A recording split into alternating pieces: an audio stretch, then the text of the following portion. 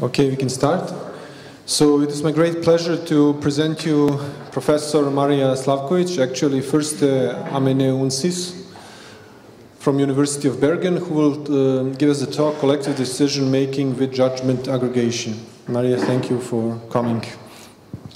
Thanks. Thanks for this kind invitation. Some disclaimers before I begin. So, like Piotr, I really am not in the business of saving the world. I'm in the business of understanding little problems very well. But I'm even worse than Piotr in some sense because I also like to find problems. So what I do is foundational research, and what we do in foundational research is we don't find solutions, we find problems. And judgment aggregation is very much foundational research. So the goal of my talk today is to introduce you to this very abstract area of thinking, reasoning, and finding problems in aggregation of information. So to begin with, just to clarify the title, judgment aggregation is above all, it can be seen both as an environment and as a problem. As an environment, it is used to express properties of aggregation functions using logic. Aggregation functions are here taken in the most general sense of the word. And to study several different aggregation problems at once. So instead of studying preference aggregation separately, voting separately, graph aggregation separately, you can represent all of them as a judgment aggregation problem, study it at the same time. Properties that you find that hold for judgment aggregation functions will hold for these separate aggregation problems as well. So it's very convenient. On the other hand, it can be seen as a framework in which you can represent problems that you cannot represent in other aggregation frameworks. So it has this dual nature.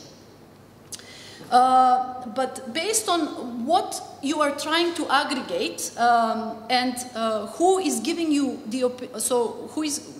on what are you eliciting opinions that you are trying to aggregate, and who are the sources of these opinions that you're trying to aggregate, there are at least 4 different, let's say, general aggregation problems that you can talk about and you can express in judgment aggregation, and this really is the most rough taxonomy of such problems.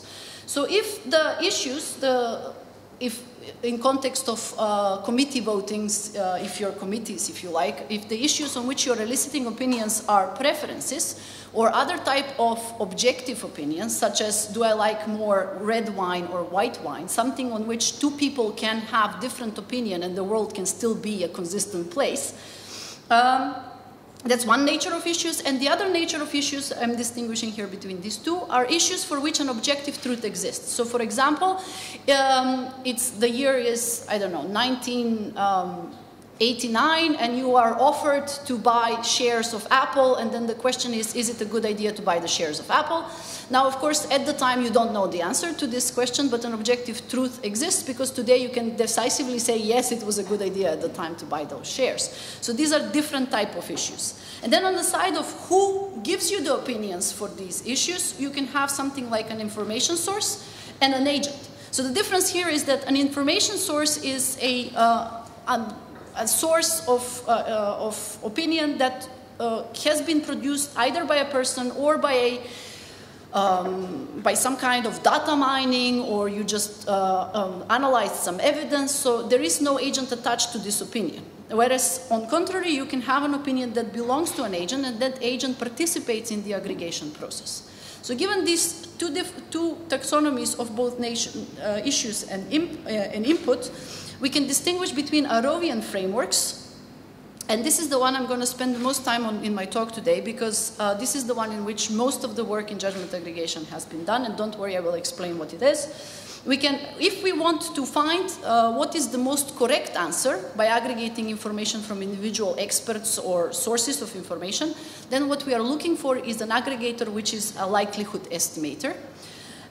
If we are looking for the best to aggregate a bunch of preferences where the sources of these preferences are some agents, then what we are looking for is a compromise, aggregation that gives us a compromise. And if we have a bunch of agents, but what we are looking for is, again, the truth, then what we are aggregating towards is consensus. Now, you can use judgment aggregation for all 4 of that. Now, the difference, just to be clear, between compromise and consensus is in The way I understand it, of course, maybe there are different opinions in the literature. The difference between compromise and consensus is in whether the person who is contributing the opinion is required to change their opinion to incorporate the result of the aggregation. So if you're looking for a compromise, then it is understood that I am making concessions to my original opinion in the interest of reaching some kind of agreement or a collective decision.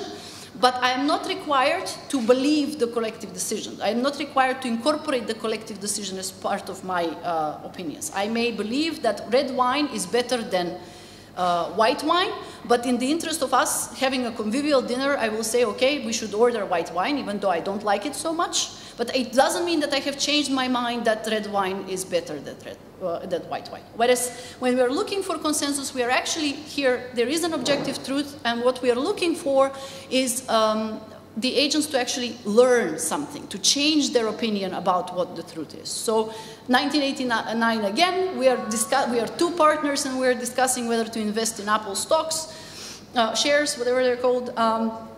So one of us obviously has to be right, and one of us, if we have confronting opinions, one of us has to be right and one of us has to be wrong. So the one, if we agree to buy shares, that means me, who started off arguing that we shouldn't, admits that I was wrong, and I adopt the consensus as my own opinion. Okay, so that is the difference. And again, I said this is a very, very rough taxonomy.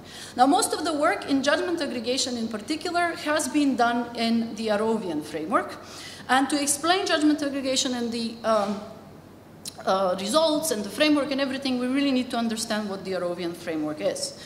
So going back to social choice, and I'm going to repeat some things perhaps that Piotr already said, and if that's the case, just enjoy. You don't have to put any effort.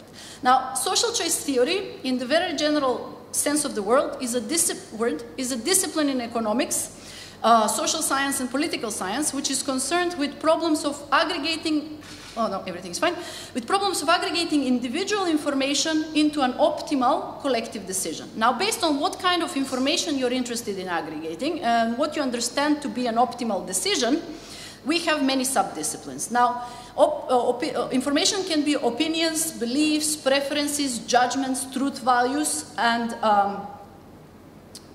optimal, you can interpret it as Pareto optimal, so a decision that gives you the highest social welfare according to some definition, envy-free, efficient, most representative, however you define that, and so on. Now, apart from social choice theory, now we also have computational social choice theory, which is what me and Piotr are doing most of the time. And computational social choice theory is concerned with two things: studying the computational efficiency of social choice methods on one hand. So how difficult is it to find a collective decision using aggregation, for example? How difficult is to manipulate an existing aggregation method, and so on. On the other hand, so computational social choice is also about modifying social choice methods for the use in computational settings. So voting, for example, not for the use of selecting the president of the country, but for the purpose of finding the best movies to include in your airplane selection. Right. So voting, the very basic definition of the problem. We usually, when we talk about social choice theory, we kind of put forward voting because everybody has experienced voting in their life, and it's intuitively, we expect you to have some understanding of what it is. Now, you know what it means to go vote for a president, or vote for a political party, now, but what does it mean to have a voting problem in social choice?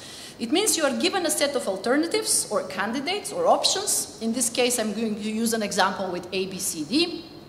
And I'm using Pirates of the Caribbean. So you have 4 pirates.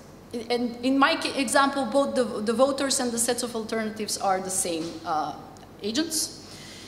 And you have a set of voters. So in here, the set of alternatives are A, B, C, D. There could be the pirates, there could be something else. It could be ships, whatever.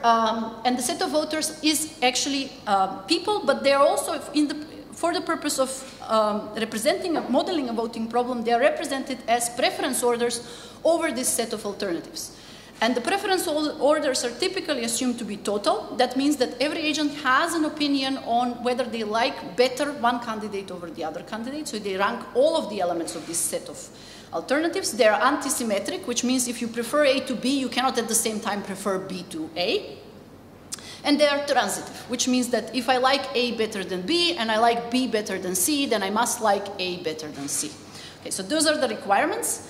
And then each of the voters is represented with a preference order. Now this set of preference orders, or it's actually a bag, a superset of preference orders, is called a profile. Then we define a voting problem in the following way. Given a set of alternatives and a voting profile of total, antisymmetric, and transitive preference orders over the set of alternatives, the voting problem is the problem of finding an alternative that best represents the voting profile.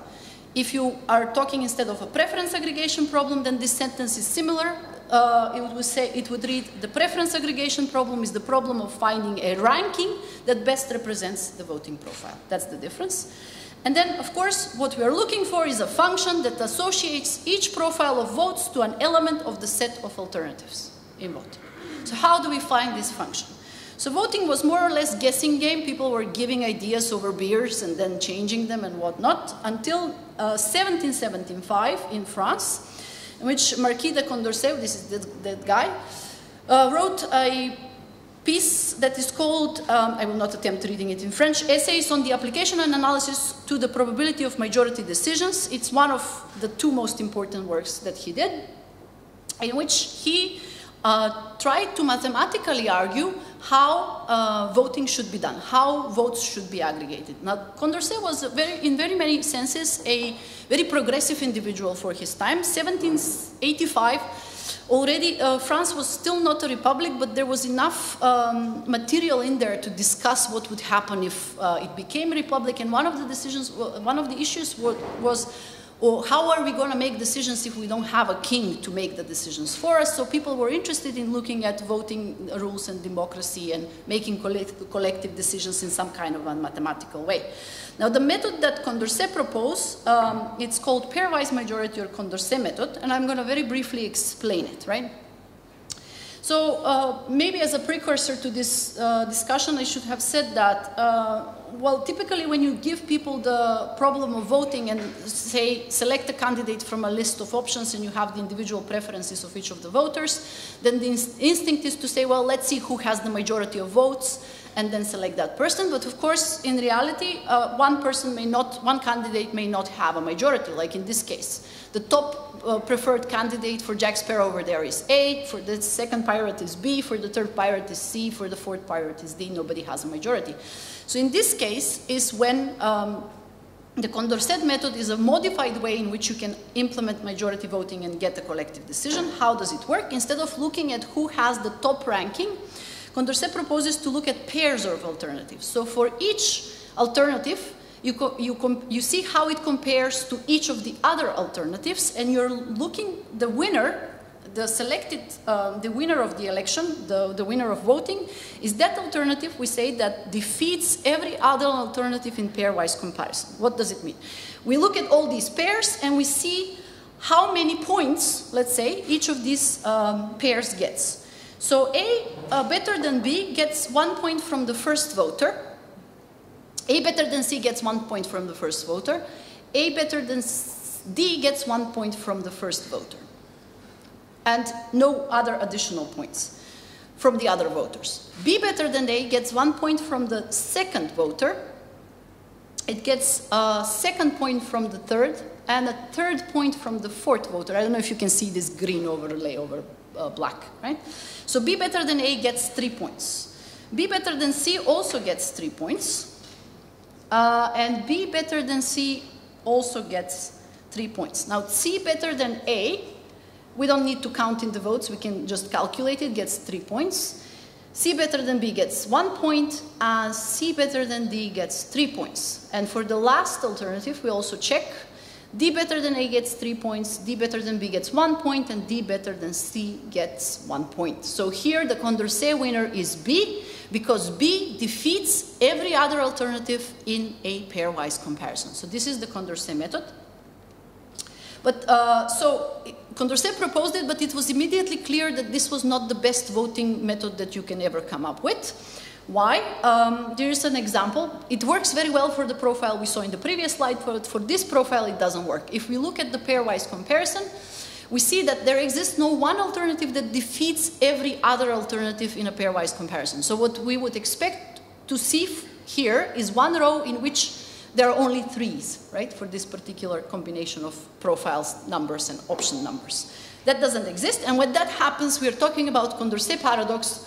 No pairwise majority winner exists. Sometimes we call it also Condorcet cycle, and to understand why that is so, you have to just write them back into a linear in a one-line order, and you will see that what you get is A better than B, B better than C, C better than D, and D better than A, or B better than C over there. So you see a cycle in the order.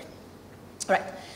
The history is full of voting methods. One of the first ones that is very, very elaborate, it's described on Wikipedia, and I suggest you check it out, is the 1268 method for choosing the Doge of the Republic of Venice. Condorcet's method was in fact a reply on a method proposed by Borda in 1770, which Piotr was also talking about. Condorcet proposed his in 1785, 15 years later. News traveled a lot slower at the time, even in the same country, because the Borda method was very much criticized about being very fair and democratic, but also at the same time it was very easy to manipulate it. So just a quick example is how that works. Assume that you have these 3 voters here. Again, you have four options. So Borda, according to Borda, A gets 7 points, B gets 8 points, C gets 3 points, and D gets 0 points. Therefore, B would be the Borda winner here. But that makes the third voter happy, the second voter happy, but the first voter not so much. But the first voter can see very, very easily that if he or she flips their preferences and ranks B last, they don't even have to change their top preferences. They can impact the result of the Borda count. So now A gets 7 points still, B gets 6, C gets 3, and D gets 2, and A wins. So that makes the first voter happy and the second 2 not happy, right? So this was the problem that Condorcet was trying to solve, but he didn't really manage quite so well. So people continued inventing voting rules. 1857, we have Harrell-Clark method, or the single transferable vote. 1876, we have Dodgson methods. These are just the most representative and well-known examples, but there's many in between. Dodgson was, by the way, the real name of Lewis Clark, Alice in Wonderland guy. He was a mathematician, also an author. 1882, Nansens. 1951, Copeland. 1959, Kemeny. 1987, Tillman, or rank pairs. And this continues up to today. You still find many different voting methods being proposed. So which voting method is the best? We already saw this question. One analysis, the one that is cited over there, of 27 democracies found that between 1945 and 1990, 70 different voting systems were in use for national legislative elections. And the moral of the story is that it's not who votes that counts, but who counts the votes, right? So that is the state of the art of voting theory. Well, disclaimer, this was not actually a Stalin quote. This is what the internet says it's a Stalin quote, so this is not true. But we do know that no actual very good voting method, we definitely know that no actual voting method that is perfect for every situation exists, and the reason we know that is Kenneth Arrow. Now, Kenneth Arrow proved his Arrow Theorem somewhere around 56. He actually used serious mathematics to analyze a voting problem and to answer whether a voting function exists that satisfies some very basic desirable properties, and he won the Nobel Prize for this result in 1979. So the Arrow Theorem says that no voting function satisfies the set of more reasonable properties that is not, and these reasonable properties are: the function is not a dictatorial, the function satisfies unrestricted domain, it satisfies non-imposition, unanimity, monotonicity, and independence of irrelevant alternatives. So a function is not dictatorial when there exists no one voter whose choice always wins, regardless of how the other voters ranks the candidates. So if we have here, how many do I have? 5. A voting function would be a dictator. This guy, this Elizabeth Swan, I believe, would be a dictator if she selects the winner, in this case D, regardless of how everybody else votes. So even if they are all agreed that B is better than C, C is better than D, and D is better than A, since she's a dictator, she selects the winner. So we don't want this kind of a voting function. Unrestricted domain as a property says that a winner must be found regardless of how many voters there are and what combination of preference orders they produce. So any combination of preference orders, any voting profile should be managed by your aggregation function, if the function satisfies unrestricted domain. No imposition, also very reasonable, says for every alternative there exists a profile such that the voting rule selects the alternative as a winner. So if you are a candidate, then you should have a chance to win. Basically, that's what no imposition says. Pareto efficiency or unanimity is a little bit more complicated, but it's also very intuitive. It says that if all agents agree on a ranking, then the voting rule outputs this ranking. What does this mean? If I have a profile such as this, and every single voter in this profile agrees that C is better than D, right? They can have different rankings on the other candidates, but they all agree that C is better than D. Then my voting function has to choose a ranking or according to which this is observed. So it has to choose one of these following total orders. Yeah? In each of these, C is better than D. So that is Pareto efficiency or unanimity. Monotonicity says that if any individual modifies his or her preferences orders by promoting a certain option, then the social preference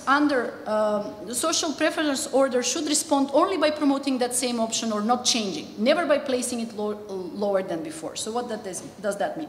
If I have the following profile, right, and according to this profile, B is the winner.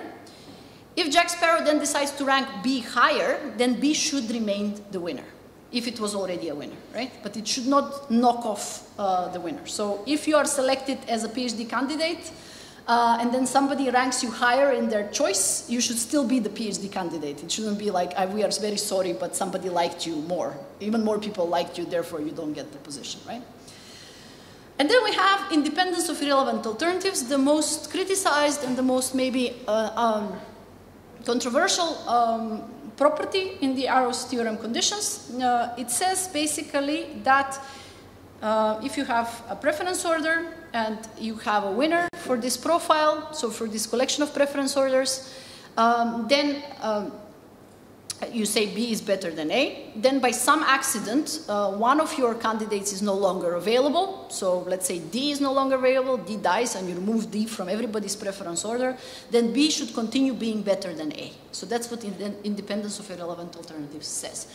Effectively, this means that how you rank B does not depend on which options are available. So if I like red wine better than white wine, then I should like red wine better than white wine when there is fish, and red wine better than white wine when there is steak, right?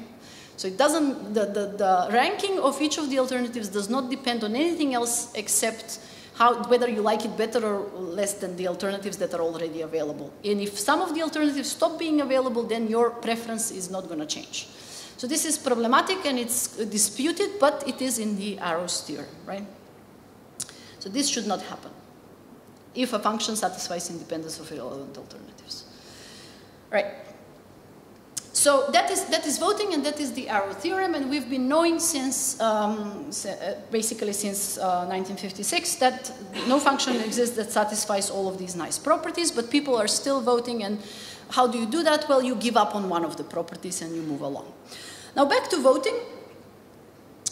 You remember this example that was mentioned several times. Voting is used, among other things, to choose between two options, right? Stay in the EU or leave in the EU, and then you ask people what they want to do.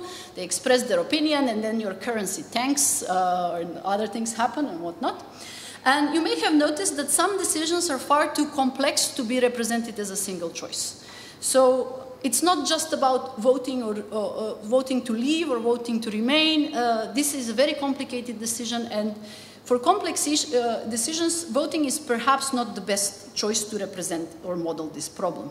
So in an ideal world, you may not only want to ask people whether they want to remain in the UK people whether they want to remain in the EU or leave it. You may also want them to express opinions on the reasons why they want to do that. And this is the type of problems that are really the bread and butter of judgment aggregation. So it's concerned with the problems of aggregating Boolean opinions on logically related issues. Say that you ask the UK electorate to be rational and say, well, okay, these are the most important issues. It's oversimplification of that problem. do you want to have free movement and do you want to be part of the single market? And if and only if you want both of these things, then you should vote to remain, right? So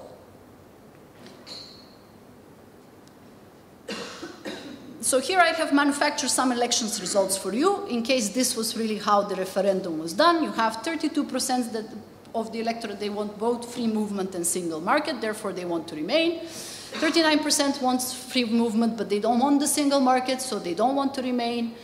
10% do not want free movement and do not want the single market. They want to leave,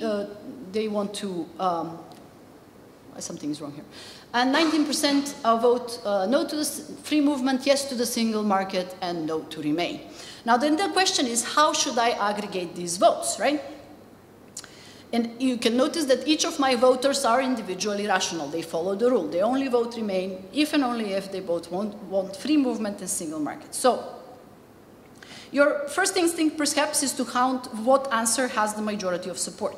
And here that really won't do. If you see what the majority is, we have a majority that wants free movements, and we want a majority that wants the single market, but we also have a majority that wants to remain, and that is simply not rational. It's not consistent in this case. Which probably better illustrates the situation than the referendums. But here we are in the ideal ivory tower in which we're studying the problem. So then the question is, how do you aggregate these Boolean opinions on logically related issues? And this is what judgment aggregation is about. So there's a very quick way in which you can you can regain rationality. You can either pretend that you did not ask for votes on the conclusion, on the decision to remain or leave, and just look at the reasons, and then make a deduction from it using your rule, saying, yeah, okay, everybody wants free movement and single market, therefore we should remain in the EU. Or you can pretend that you didn't ask for the reasons and just look at the conclusion, saying, okay, people have different reasons, just looking at the conclusion, this is a standard referendum. Now, judgment aggregation makes its debut under the name of judgment aggregation around 1989 to 1991 in the work of two lawyers from the US, Kornhausen and Sager. And they noticed that there makes a lot of difference. So in collegiate courts, which basically you have cases on whether a particular court case is within the jurisdiction of a particular court, and these things are being decided by a committee of 3 judges. And they noticed that it makes a very big difference whether the judges first decide on the reasons and then deduce the conclusion, or they first just look at the conclusion and don't look at the reasons. And they noticed this paradox, it's called the doctrinal paradox, and they call this problem judgment aggregation. Now, the problem of aggregating binary opinions exists since the work of Fishburne, Rubinstein, somebody, 1975 already. And you have it appearing under very many different names, but it is called judgment aggregation by Kornhausen and Sager, and it becomes really a discipline on its own when it was connected with the Arrow's impossibility theorem by List and Petit in 2002, who basically showed that everything that holds for voting holds for judgment aggregation, because judgment aggregation is a strict generalization of the voting problem, and I will show you how and why that is the case.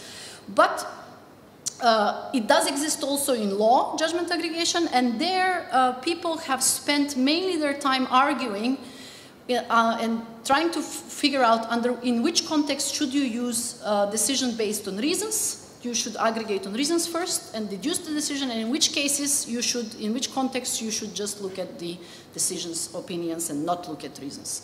So that's judgment aggregation in law. Outside of law, we are looking at it in social choice theory, but also in AI, because it has this very beautiful property of representing aggregation problems and their properties as logic formulas, and we can use math to analyze them and study them.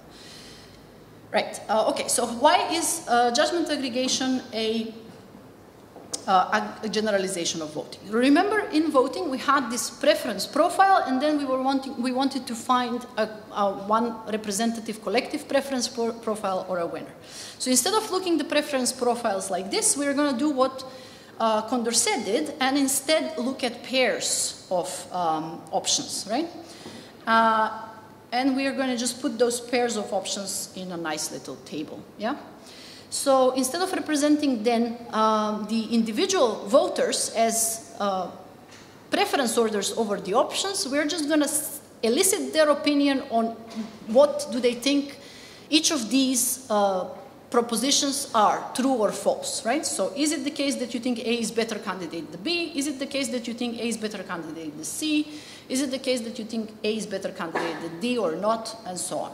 So then using this method, I can actually re-represent this list of preference orders as a tables of true-false opinions, yeah? Now, of course, I cannot just allow any combination of pluses and minuses in a row here. So each voter becomes a row in my table here. But not all combinations of pluses and minuses are allowed, simply because these preference orders had to be antisymmetric and transitive, right, and total at the same time. So I would require that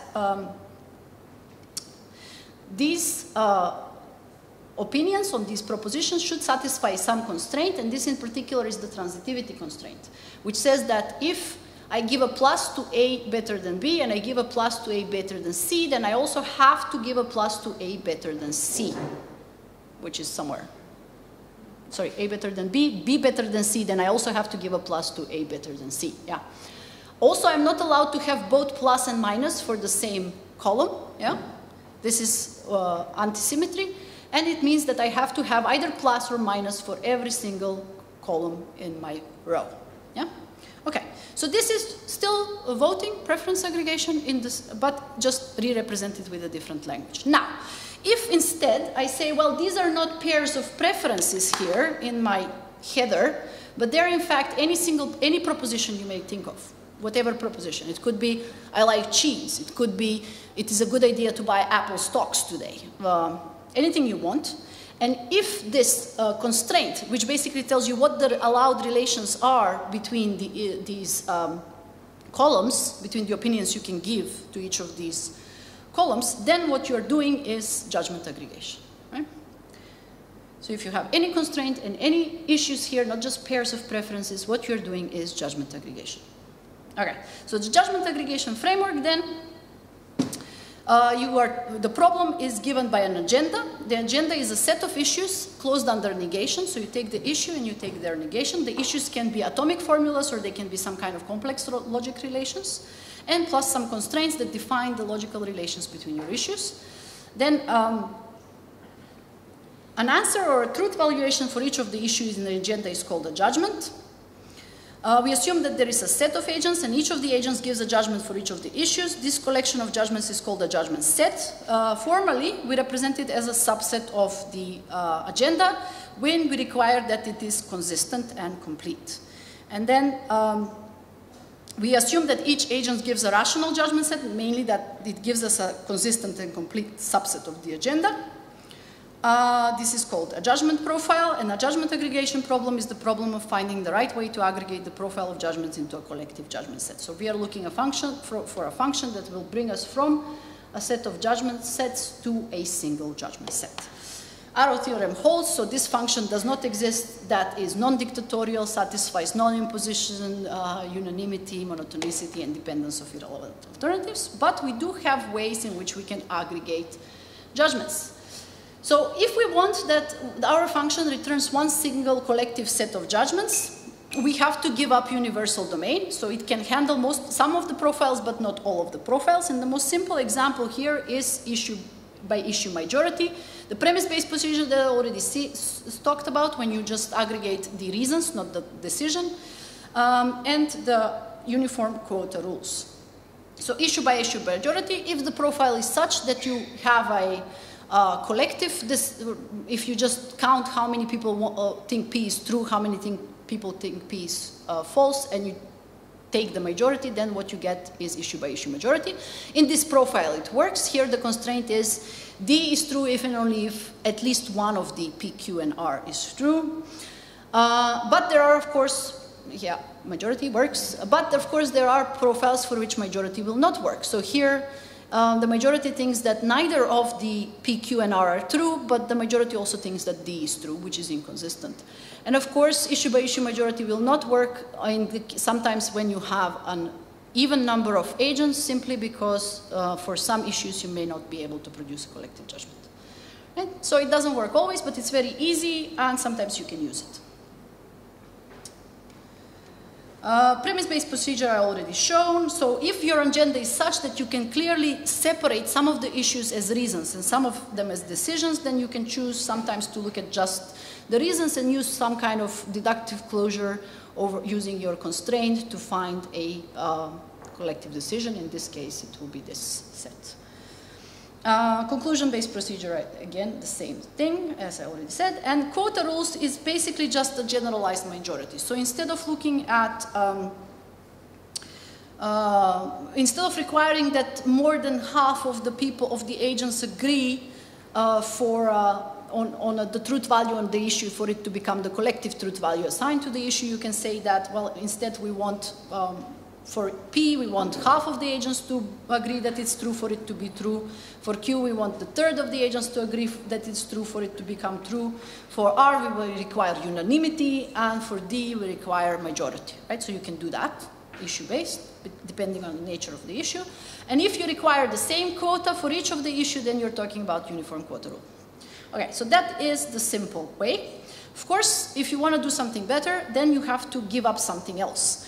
So here you can give up the option to have a function that aggregates to a single collective judgment set. So instead of a single answer or single decision, you will have a subset of possible decisions, but you will not have independence of irrelevant alternatives. You cannot pool the value anymore. And of course, here then you don't talk about majority anymore, but you talk about something called majority preserving, which means you choose the majority you do pooling issue by issue when that's possible, and when it gives you an inconsistent judgment set, then you do something else. So one way to do this, here's an example of an agenda in which you cannot clearly see which is the decision and which is the reasons for the decision.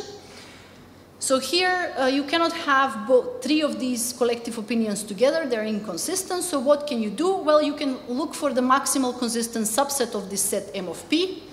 And here you have three of those, then you complete them using the logical relations between the issues.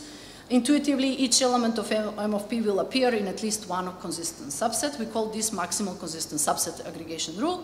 And this is, in fact, the judgment aggregation version of the Condorcet method that I already showed you. Okay? So Condorcet reappears again.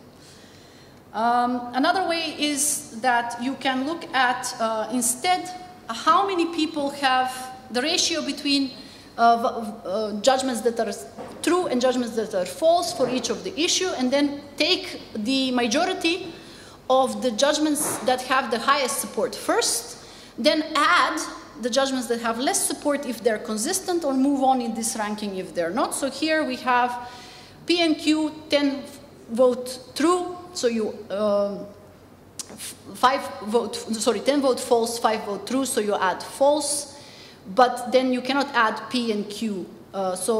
Okay, you make a new judgment set in which P is added as the collective judgment, and you make a new judgment set in which Q is added as a collective judgment. Then you add what you can. You fill them up in a way. So here we add the rest. Sometimes so basically you try to follow the majority when you can, but when you can't, you take the minority. That's the basic idea. And of course, you will get more than one option for a collective judgment set. So in this case, there will be 3 collective judgment sets that are selected. This is called the ranked agenda voting rule. I will skip this part. All right, so then another way in which you can design judgment aggregation rules is, instead of looking at majority and trying to fix it when it doesn't work, you can look at similarity between judgment sets instead. And this way you get distance-based aggregators and scoring rules, and you recover some of the distance-based aggregators and scoring rules from voting. So to use that, then you take your agenda and you calculate every single possible complete and consistent solution, right? Every single possible collection of options. And then you look at your profile, and what you do is you find that you define some kind of a distance measure or a similarity measure, and you say, okay, how similar is J1 to J1 here? How similar is it to J2? Plus, how similar is it to J3? So J1 will get some value, right? And J2 will get some value, and J3 will get some value, and that way you assign a value to each of these 18 possible judgment sets, and the one that has the highest value, if you're measuring similarity, or the lowest value, if you're measuring distance, will be your collective decision. Now, as you can imagine, doing judgment aggregation is not easy. So Piotr mentioned this word NP hard, so NP hard is actually good news. So this means that if you want to have rational elections and if you want people to express opinions of the reasons, not only of their decisions, then something's got to give. And what it has to give is computational complexity. It's difficult to calculate the solution here, the decision. So why? Because you have to basically find, if you want to do it well, you have to find all the possible models of this formula and eliminate all the that could be all the possible value assignments for each of the issues and eliminate the ones that are not consistent and compare the ones that you have left to what you have in the profile. So that means that finding this table is basically as hard as solving a Sudoku puzzle. Yeah? But to find a collective decision, that means that you have to solve several Sudoku puzzles. So the problem of finding a collective judgment set lies here in the polynomial hierarchy. So for illustration, NP is here. Then you have here, I have to solve a linear number of Sudoku puzzles, and then here it gets worse. So this is where we are. Yeah? So what does that mean? It means that it doesn't scale. It doesn't mean that we cannot use it, but we have to use it. It's a very expensive method, so we have to use it selectively. Okay, so here I have a slide on where you can start to learn judgment aggregation if you want to learn judgment aggregation. What are the type of problems that we are looking at Arrowian judgment aggregation? Well, basically you are designing new methods for aggregating judgments. You're trying to find computationally efficient methods for aggregating judgments. But you're also looking at classical problems as they are studied in voting, such as manipulation, bribery, control, and so on. So here I'm going to skip a slide and just talk a little bit about the open problems in judgment aggregation. So I show you this and say, well, when you have judgments that are preferences and information sources that are sources, there are no agents there, then what you're talking about is arrows, frameworks, but in all these other cases you're looking for something else. Now, judgment aggregation effectively, as I said, exists in its current form since 2002. We haven't had that much time, but most of the work is being done here. There is almost no work done here. There's just some experiments. So how should I aggregate my judgments so that my collective judgment set gets me the closest to the true state of the world? How do I do that?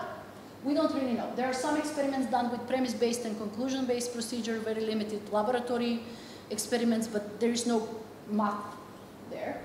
And then compromise and consensus. I started working on compromise recently, so I have one paper, there's me and just a couple of other people, Umberto Grandi and his PhD students are looking at it right now, and almost nobody has looked at consensus. So if you are interested in looking for problems, and you like maths and you like computer science, then this is a very fruitful place where there are a lot of low-hanging fruits that can be found.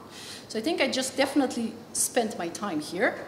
And at this point, I will conclude the talk and see whether there are some questions to be asked. Okay.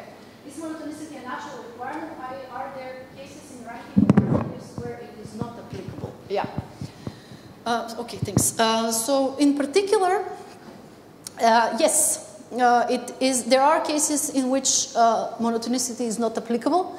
So all of these Arrowian frameworks, what they're doing is that they are not looking at the context in which the aggregation problem occurs. So they're looking at the model of the aggregation problem. And the model is very limited. It's just a set of options and preference orders. You don't know anything else, right? But decisions are not simple like that. Decisions have contexts. So in certain cases, there is fish that is being served for dinner. So white wine makes sense. I may like red wine a lot, but yeah. So you can find, if you look that way, you can find a lot of examples. I will try not try to invent one right on the spot. But Christian List and Franz Dietrich had done work on decision making in different contexts. And I would recommend whoever asked that to try to have a look at that work. They try to formalize aggregation in which the model is a bit richer than just options and preferences. And it allows you to express context. And context changes what are the requirements for your aggregation. Okay, does anybody have any other questions? There are more questions. Ah, okay, no, good. Who defines the agenda? Right, so This is a very good question. The one who defines the agenda is the one who decides who the winner is. So there's again work by Franz Dietrich who studies manipulation of the agenda. And this is a problem, this is a very good question, and thanks for that.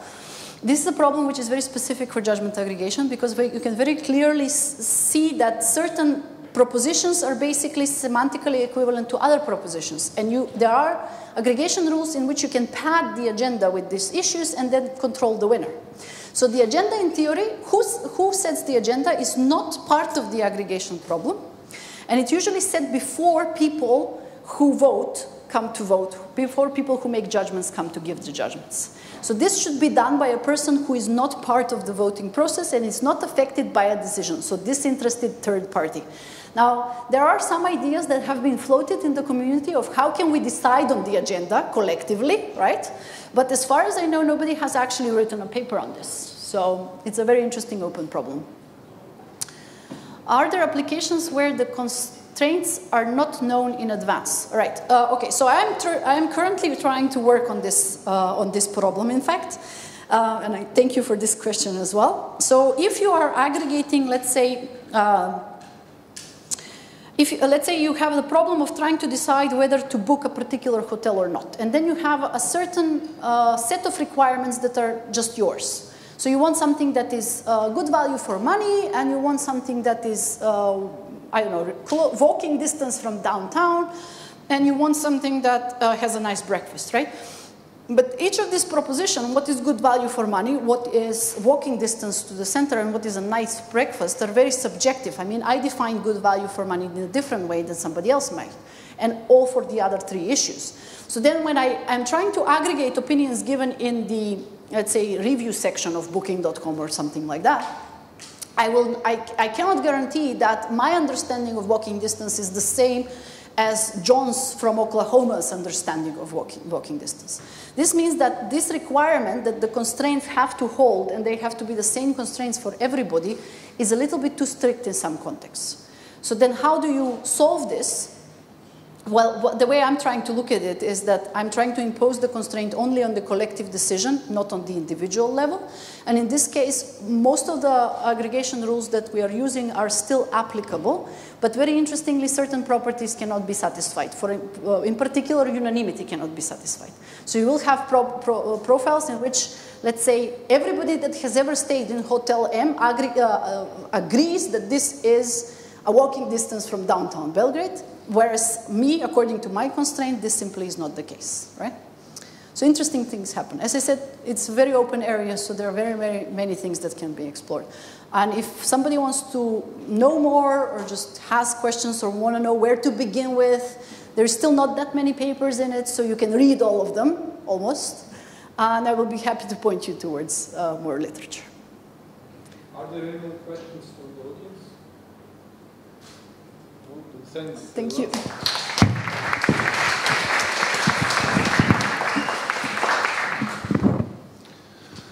Okay, so we have no more talks, so that's the news.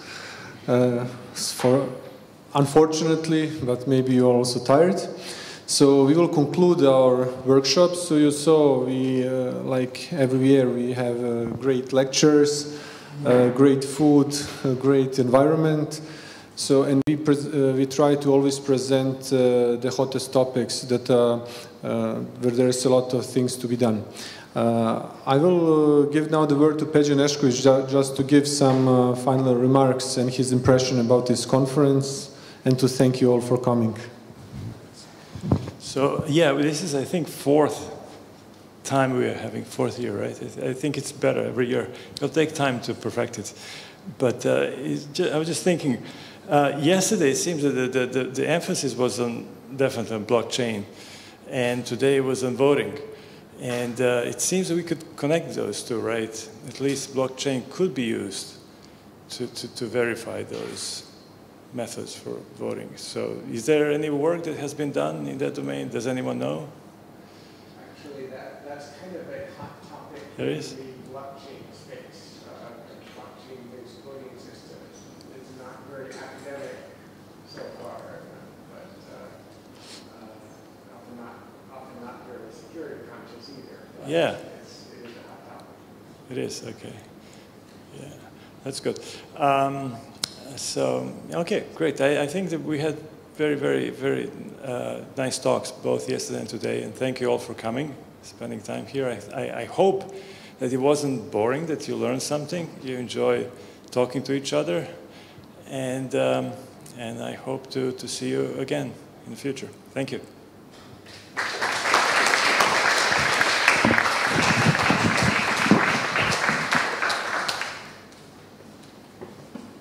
So we are done. Actually, dear friends, thank you all for coming. So there's still more coffee and juices, so enjoy the remaining time. So thank you a lot.